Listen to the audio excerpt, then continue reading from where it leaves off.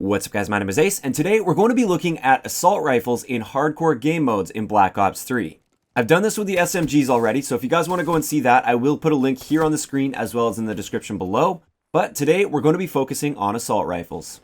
Let's get into it.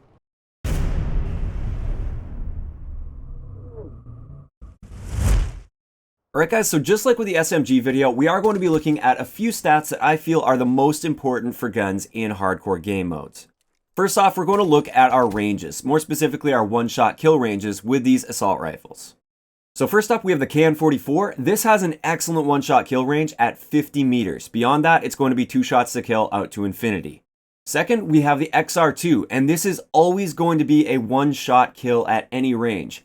And I did say that right, it's a one-shot kill, not a one-burst kill. That means all you have to do is hit one bullet within a burst with the XR2 at any range, and it will be a one-shot kill, assuming you're not shooting through cover. Moving on to the HVK as well as the ICR, these ones only get a 25 meter one-shot kill range, so it's really comparable to a lot of the good SMGs, and it's really not that great when it comes to assault rifles. Next up, we have the Man of War as well as the Shiva and MX Garand. These are all going to be a one-shot kill out to any range as long as you're not shooting through cover. And finally, for the M8A7 as well as the FFAR, we get a one-shot kill out to 25 meters. Now, a lot of people are probably wondering, what does long barrel and suppressor do to this one-shot kill range? And keep in mind, the KN-44 is always an exception, so I'll cover that in a second, but for every assault rifle aside from the KN-44, long barrel will double your one-hit kill potential. So this means on the guns that have that 25 meter one-shot kill potential, long barrel is a very good choice for hardcore game modes. As for suppressor, on all of the assault rifles, again, aside from the KN-44, your one-shot kill potential will be reduced by 65%, which is a pretty massive reduction. And I would say on any of the guns that don't have an infinite one-shot kill range, I would never run suppressor because you're basically just destroying your one-hit kill potential in that scenario. Finally, for the exception, which is the KN-44, the KN-44 only gets a 13% increase to its one-hit kill potential with long barrel, and therefore I would say it's not really worth it, but I mean, you could use it if you wanted to. And with suppressor on the KN-44, it only reduces its range by 30%. So therefore, suppressor is a viable attachment on the KN-44 in hardcore game modes. So that's going to cover it for the ranges. Let's move on to rate of fire. So with rate of fire in hardcore, I explained this in the SMG breakdown video for this as well. Rate of fire isn't super important unless there's a massive discrepancy in rate of fire. As long as you're within a decent range of rate of fire, since you're only ever firing 1 or 2 shots to get a kill anyways, it doesn't really make that much of a difference. But when you start to get to the really low end of rate of fire, this is where you definitely notice that you're going to fall behind in a lot of situations. So the FFAR, the HVK, the KN-44, and the ICR all have a good enough fire rate for hardcore. You're not really going to notice that you're at too much of a disadvantage due to rate of fire with these particular guns. Once you start getting to the Man of War, and then especially the MX Garand and the Shiva, this is where you really start to notice your rate of fire holding you back, as long as you're taking more than one shot to get your kill. Now you'll notice I put the M8A7 and the XR2 on the bottom, and I didn't color code them or anything. That's just because they aren't really comparable to the full auto guns if you're just looking at the actual rate of fire numbers. You'll also notice I have 2 rate of fire numbers. The first rate of fire number, so 591 for the M8A7 for instance, that is your rate of fire if you factor in the burst delay. That's how many rounds you can fire in a minute with burst delay included. The 1,000 rounds per minute on that is your actual fire rate within the burst itself. So if you're only firing 1 burst to get your kill, which most accurate people in hardcore game modes will only have to do, you actually take advantage of that 1,000 rounds per minute, and therefore it's like among the best for rate of fire.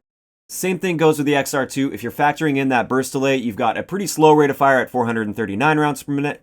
But if you're just looking at the rate of fire within the burst, you've got an 857 round per minute gun, which is very good. So like I said, the burst guns don't compare well to the full autos in this particular category, but I will say if you are accurate, you are confident that you can hit at least 1 or 2 bullets within a burst on an enemy on your first burst, you're going to have some of the best guns in the game for rate of fire. Moving on to the next stat that I feel is a little bit more important in hardcore, that is recoil. Now, you might notice I don't have a recoil plot for the FFAR. That's just simply because it's such a new gun and Probaddie hasn't quite made the recoil plot yet. I will leave a link down in the description below if you want to check out all of the recoil plots from Probaddie. He put all these together. So definitely go and check that out if you want to see more information. But as you can see here, it's very easy to compare the recoil patterns for these different guns. So you'll notice like the KN-44, for instance, has a decent amount of recoil, and it's not really super predictable recoil. HVK is kind of a similar story as well. It's got quite a bit of recoil. Technically, according to the inaccuracy score, it has the most recoil within the assault rifle class. Although I will say from all the reports I've been getting, the FFAR actually takes that title as the least accurate assault rifle in the game. But I don't have that plot to show you, like I said. And basically, you guys can just have a look at this, compare them for yourself, and it'll show you just how much recoil they have. Now, keep in mind, this doesn't actually factor in the feel of the gun in-game. A lot of the times it can be deceiving because it doesn't show you how predictable or how controllable the recoil is just by looking at the plots. So in a lot of cases, if something has really high recoil, it might be really high recoil, but also really predictable recoil. So part of this does have to come down to feel in the game.